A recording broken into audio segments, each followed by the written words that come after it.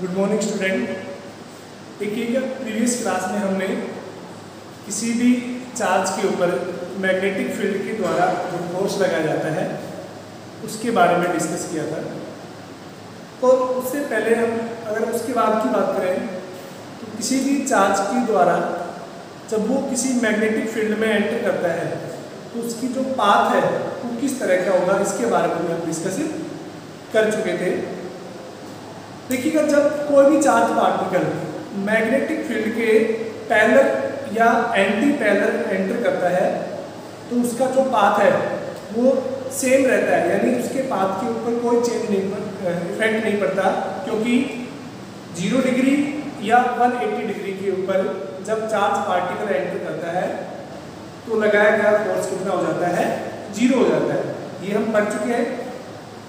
Second हमने बात की थी कि अगर कोई भी चार्ज पार्टिकल 90 डिग्री पर यानी परपेंडिकुलर एंटर करता है मैग्नेटिक फील्ड के, तो उसके साथ हमने पढ़ा था कि उसका जो पाथ है वो सर्कुलर पाथ हो जाता है।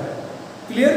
और उसके साथ साथ हमने उस सर्कुलर पाथ की radius, velocity, time period, frequency and angular frequency के बारे में डिस्कस कर चुके थे। और इसके साथ हमने ये भी पढ़ा था कि जब भी कोई चार्ज पार्टिकल किसी मैग्नेटिक फील्ड में एक एंगल थीटा पर एंटर करता है, अगर थीटा की वैल्यू 0 डिग्री से और 90 डिग्री के बीच में लाई करती है, तो उस केस में जो चार्ज पार्टिकल की जो वेलोसिटी है और जो पाथ है वो कैसा हो जाता है, हेलिकल पाथ हो जाता है, यानी इस तरह से वो आगे की ओर भी बढ़ता है और सर्कुलर पाथ के अंदर भी क्या करता है, घूमता है। तो इस तरह से हमने उनकी वेलोसिटी और रेडियस का कंपोनेंट फाइंड आउट किया था। हमने पिच लेंथ के बारे में भी डिस्कस किया था। ठीक है, तो उसी टॉपिक को आज हम आगे बढ़ाते हैं, उसी चैप्टर को हम आज आगे बढ़ाते हुए आज का जो नेक्स्ट टॉपिक है उसके बारे में बात करते हैं, that is force on conductor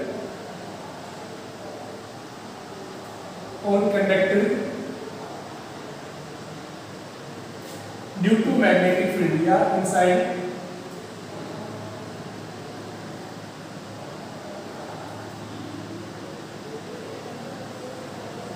यानी किसी भी कंडक्टर के ऊपर मैग्नेटिक फील्ड के अंदर जब वो रखा जाता है तो कितना फोर्स लगता है उसके बारे में हम बातें करेंगे। बच्चों, जब हम किसी चार्ज को मैग्नेटिक फील्ड के अंदर प्लेस करते हैं यानी एंटर कराते हैं किसी भी पर्टिकुलर वेलोसिटी से, तो हम देखते हैं कि उस चार्ज पार्टिकल के ऊपर एक फोर्स लगता है। वो फोर्स F बराबर क्या होता है, QED sin थीटा। क्लियर? यानी ये जो फोर्स है ये किसके ऊपर लग रहा है, चार्ज के ऊपर। लेकिन अगर हम चार्ज की बजाय किसी भी कंडक्टर यानी एक कंडक्टर रोड है उसको एंटर कराते हैं, या कंडक्टर रोड है उसके अंदर करंट फ्लो कराते हैं, करंट फ्लो हो गया, इसका मीन्स क्या हो गया, चार्ज मूव करना स्टार्ट कर दिया। अगर चार्ज स्टेबल होता है तो फोर्स कितना हो जाता है, 0 हो जाता है। ठीक है ना? तो हम किसकी बात करेंगे आज, एक कंडक्टर वायर की बात करेंगे। ठीक है? तो नेक्स्ट टॉपिक है force on conductor inside magnetic field, यानी किसी भी कंडक्टर पर मैग्नेटिक फील्ड के द्वारा जो फोर्स लगाया जाता है उसके बारे में। तो देखिएगा, मैं थोड़ा लैंग्वेज लिख देता हूँ यहाँ पर कि चलो इसके लिए मैं PDF प्रोवाइड करा दूंगा आपको। हम सीधा नेक्स्ट डायरेक्ट टॉपिक पे आते हैं। Let us consider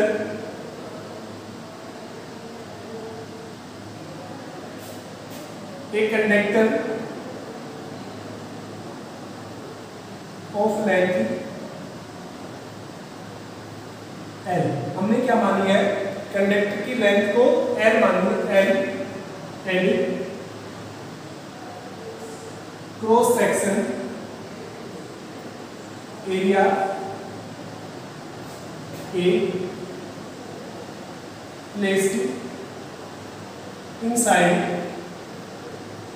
a uniform magnetic field।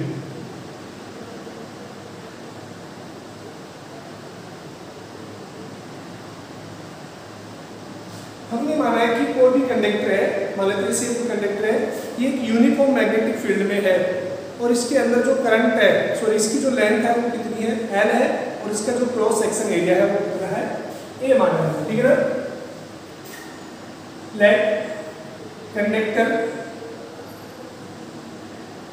Place at angle of theta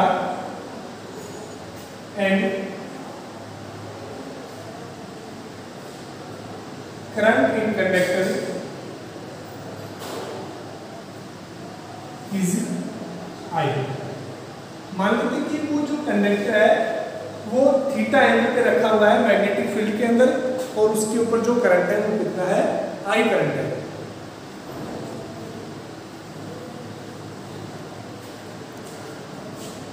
ठीक है, तो अब डायग्राम की बात करें हम तो देखिएगा, मान लेते हैं ये यूनिफॉर्म मैग्नेटिक फील्ड,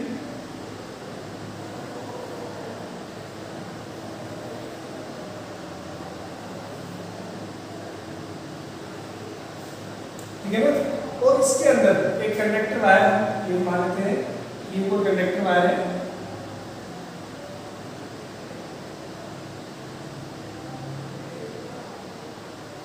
और इसकी लेंथ है वो कितनी है, L दी हुई है, ठीक है, ये क्रॉस सेक्शन एरिया A है, इसकी लेंथ है वो L है,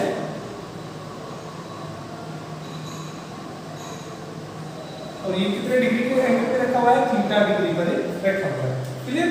और इस कंडक्टर के अंदर जो फ्लो होने वाला करंट है वो कितना है, I, ये हमने माना, क्लियर। अब देखिएगा, आपको पता है कि किसी भी चार्ज के ऊपर मैग्नेटिक फील्ड के द्वारा जो फोर्स लगाया जाता है वो कितना होता है, F equal to QED, since force on any moving charge. कैसा होना चाहिए, मूविंग, स्टेबल पे तो फोर्स लगेगा नहीं, moving charge by magnetic field कितना होता है, F equal to QVB sine theta. इसको हमने इक्वेशन फर्स्ट दे दिया, यानी किसी भी एक पर्टिकुलर चार्ज अगर वो मैग्नेटिक फील्ड के अंदर मूव कर रहा है, in this case that it experience a force that is QBB sin theta, clear। Now we know that there is a current I flowing in the conductor, since let number of electron या number of charge in per unit volume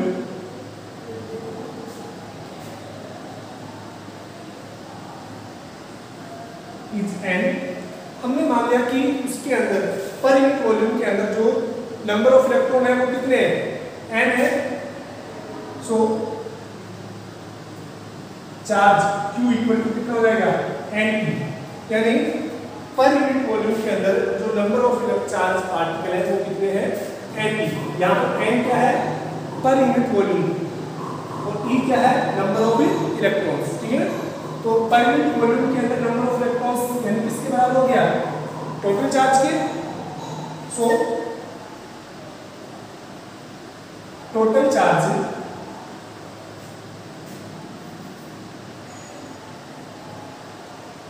in conductor,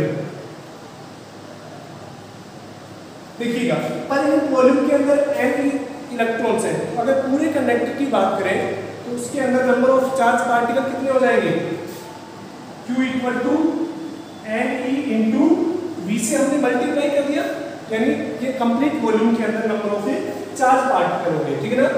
या फिर इसको हम कह सकते हैं Q equal to NEAL, इसको हमने इक्वेशन 2 दे दिया। बच्चों AL क्या है यहाँ देखो, अगर हम इस कंडक्टर की बात करें, इस कंडक्टर का क्रॉस सेक्शन एरिया कितना है, A के बराबर है, और इस कंडक्टर की जो लेंथ है वो कितनी है, एक L के बराबर है। तो आपको पता है वॉल्यूम बराबर क्या होता है, एरिया, यहाँ पे लिखता हूं मैं कि जो वॉल्यूम है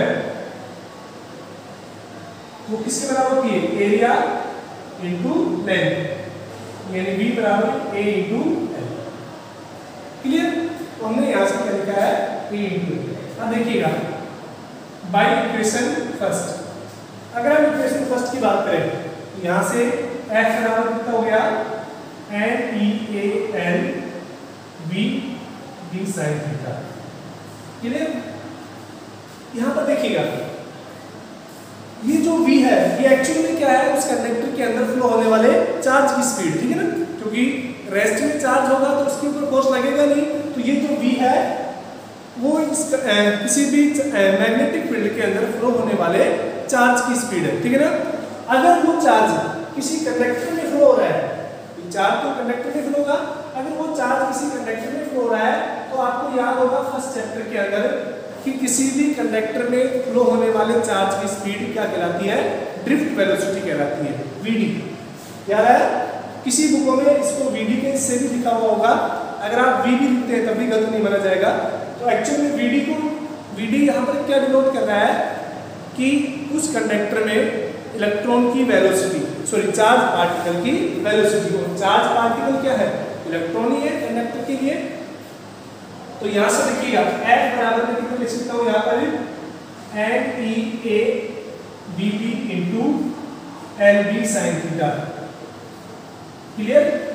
यहाँ तक कोई दिक्कत? यानी हमने क्या लिखा है NEA, इस BD को क्या किया, फर्स्ट चैप्टर के अंदर आपको याद होगा NEABD that is the expression of electric current, यानी F इक्वल टू कितना हो गया ILB साइन थीटा। क्लियर? यानी NEABD फर्स्ट चैप्टर याद कीजिए, वहां पर NEABD किसको डिनोट करता है, इलेक्ट्रिक करंट को डिनोट करता है, ठीक है। तो यहाँ से F अगर इसकी वेक्टर फॉर्म लिखेंगे ये सिंपल क्या हो गया, किसी भी करंट कैरिंग कंडक्टर के ऊपर मैग्नेटिक फील्ड के द्वारा जो फोर्स लगाया जाता है उसका मैग्नीट्यूड। क्लियर?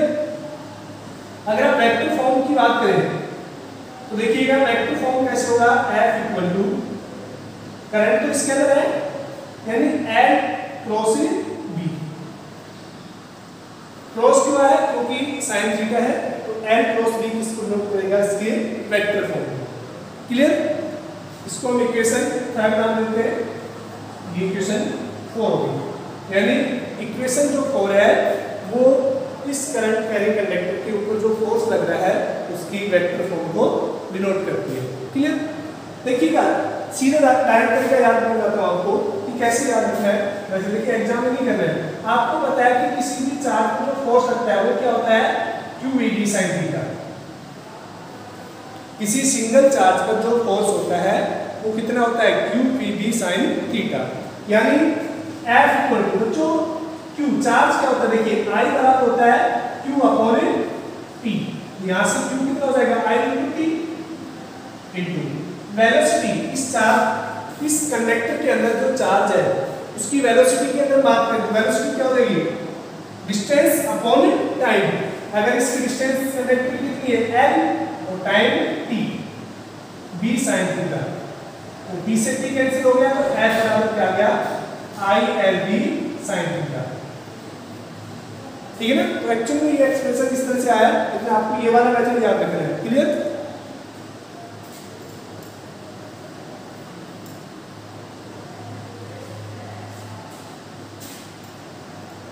तो ये क्या होता है, किसी भी कंडक्टर के ऊपर मैग्नेटिक फील्ड के द्वारा जो फोर्स लगाया जाता है उसका मैग्नीट्यूड।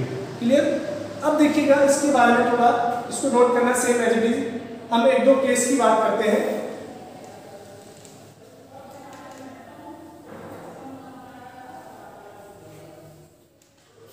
हम इक्वेशन थर्ड से बात करते हैं, केस फर्स्ट।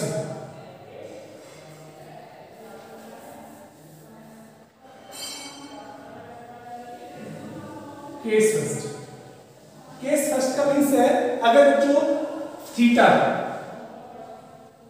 है theta equal to 0 degree, theta equal to 0 degree का मीन्स क्या है कि ये जो कंडक्टर है वो मैग्नेटिक फील्ड की डायरेक्शन के साथ 0 डिग्री का कोण बना रहा है। ठीक है ना, यानी मैग्नेटिक फील्ड के पैरेलल रखा हुआ है, तो उस केस में फोर्स कितना हो जाएगा, यानी 0 डिग्री। दिस इंप्लाइज साइन 0 कितना होता है 0, यानी जो फोर्स है वो कितना हो जाएगा 0।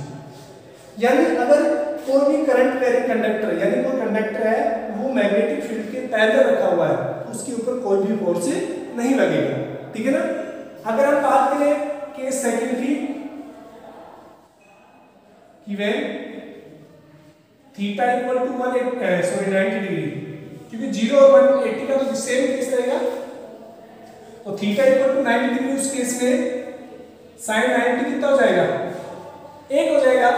यानी अगर वो कंडक्टर वायर है इस मैग्नेटिक फील्ड के परपेंडिकुलर रखा हुआ है, कैसे रखा हुआ है, परपेंडिकुलर, मैग्नेटिक फील्ड इधर है और वायर इस तरह से रखा हुआ है, उस केस में जो फोर्स है वो क्या होगा, मैक्सिमम होगा। ध्यान रखना कि किसी भी करंट कैरिंग कंडक्टर के ऊपर मैक्सिमम फोर्स कब लगता है, जब वो मैग्नेटिक फील्ड के परपेंडिकुलर रखा हुआ है, ठीक है। उस केस में कितना हो जाएगा, साइन 90 कितना हो जाएगा 1, तो वो कितना हो जाएगा ILB। ये क्या होता है, उस कंडक्टर वायर के ऊपर मैक्सिमम फोर्स। क्लियर। तो देखिएगा ये होता है मैग्नेटिक फील्ड के द्वारा वायर के ऊपर लगाया गया फोर्स का एक्सप्रेशन। अब एक दो टॉपिक और हम बात करते हैं, छोटे छोटे हैं उसके बारे में। नेक्स्ट टॉपिक है आपका Fleming left hand rule.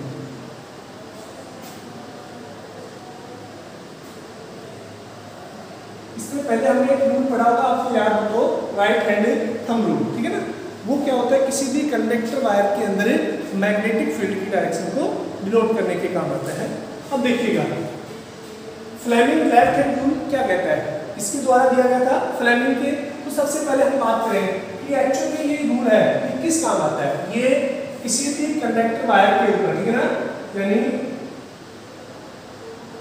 Current carrying wire के ऊपर, ठीक है ना, क्या कैलकुलेट करने के काम आता है, फोर्स की डायरेक्शन, ठीक है ना।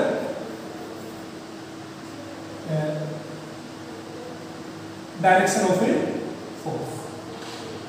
तो देखिएगा आपसे पूछा जाए कि फ्लेमिंग लेफ्ट हैंड रूल क्या काम आता है, तो किसी भी करंट कैरिंग वायर के अंदर जो फोर्स की डायरेक्शन है किसके द्वारा लगाया जाएगा, फोर्स मैग्नेटिक फील्ड के द्वारा।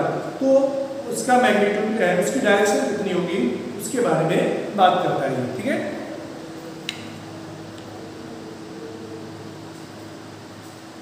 अब देखिएगा इसका जो स्टेटमेंट है वो क्या होता है, पहले मैं स्टेटमेंट लिख देता हूं फिर इसको समझाता हूं, ठीक है। If thumb comma first finger and middle finger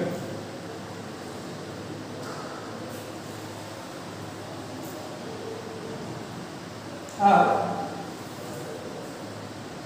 perpendicular to each other,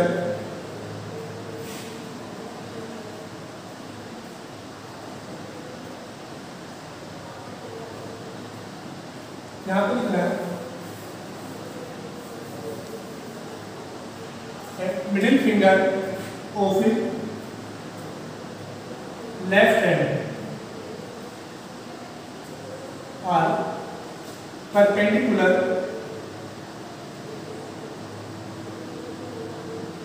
to each other, then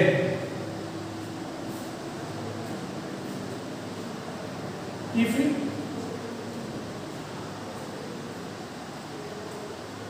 direction of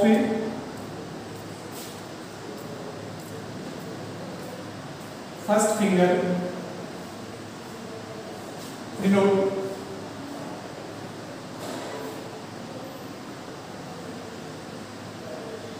direction of a magnetic field, comma middle finger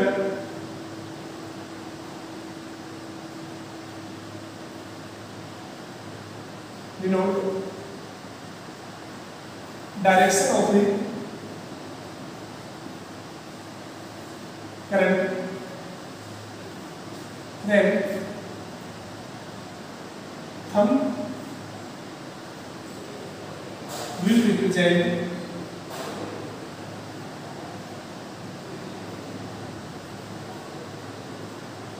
direction of the force. ये इसका स्टेटमेंट होता है। देखिए क्या है कि left, अगर आपकी लेफ्ट हैंड की हम फर्स्ट फिंगर और मिडिल फिंगर, अगर ये तीनों एक दूसरे के क्या है, परपेंडिकुलर है, अगर जो ये फर्स्ट फिंगर है अगर ये मैग्नेटिक फील्ड की डायरेक्शन को डिनोट करती है और ये मिडिल फिंगर है ये करंट की डायरेक्शन को डिनोट करती है, तो ये जो थंब है ये किसको डिनोट करेगा, उस कंडक्टर के ऊपर लगने वाले फोर्स को। ठीक है ना, ये इसका एक्सप्रेशन होता है। जैसे कि देखिएगा आपसे दे दिया कि इस तरह से मैग्नेटिक फील्ड की डायरेक्शन है और एक कंडक्टर वायर है, इस तरह से रखा हुआ है, इसमें करंट आई अपवर्ड डायरेक्शन में फ्लो है, तो इसके ऊपर फोर्स कैसे लगेगा, किस डायरेक्शन में फोर्स लगेगा। तो हम फ्लेमिंग के लेफ्ट हैंड रूल से यूज करते हैं। देखिएगा ये वाली जो फिंगर है सीधा आप याद रखिएगा, ये जो थंब है, ठीक है, ये थंब हो गया, ये वाली फर्स्ट फिंगर हो गई और ये वाली मिडिल फिंगर हो गई। ठीक है ना, ये फोर्स को, ये मैग्नेटिक फील्ड को और ये करंट को, ठीक है ना, यानी सीधा याद रखिएगा force magnetic field and current, यानी फादर मदर एंड चाइल्ड, इस तरह से याद रखिएगा। अब देखिएगा अगर ये जो फर्स्ट फिंगर है ये मैग्नेटिक फील्ड को डिनोट कर रही है, इसको हम करंट की डायरेक्शन में सेट करेंगे इस तरह से, तो देखिएगा इसके ऊपर जो फोर्स है वो किस डायरेक्शन में लगेगा, इनवर्ड डायरेक्शन में, क्योंकि थंब किसको रिप्रेजेंट कर रहा है, इनवर्ड डायरेक्शन में। अब देखिए अगर हम करंट को डाउनवर्ड कर दें तो फोर्स की डायरेक्शन कैसे हो जाएगी, आउटवर्ड। क्लियर, तो जो फ्लेमिंग का रूल है किसी भी करंट कैरिंग वायर के अंदर फोर्स की डायरेक्शन को कैलकुलेट करने के काम आता है। ठीक है, लिखिएगा एक रूल और होता है, उसके बारे में बात करेंगे हम। वैसे इसके बारे में शायद हमने बता चुके हैं पहले भी कि नेक्स्ट है right hand palm rule. Right hand palm rule क्या कहता है, ठीक है, इसका भी स्टेटमेंट ये भी देखिए, मैग्नेटिक फील्ड के द्वारा किसी भी वायर के ऊपर जो फोर्स लगाया जाता है उसकी डायरेक्शन को कैलकुलेट करने, उसकी डायरेक्शन को फाइंड आउट करने के काम आता है। ठीक है, क्या कहता है राइट हैंड थंब रूल की, इसकी स्टेटमेंट लिख देता हूं। If fingers of right hand denote direction of magnetic field,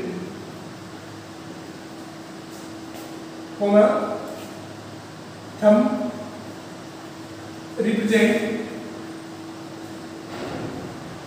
direction of current, then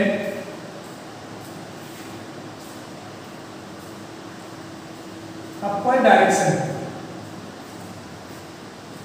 of palm will represent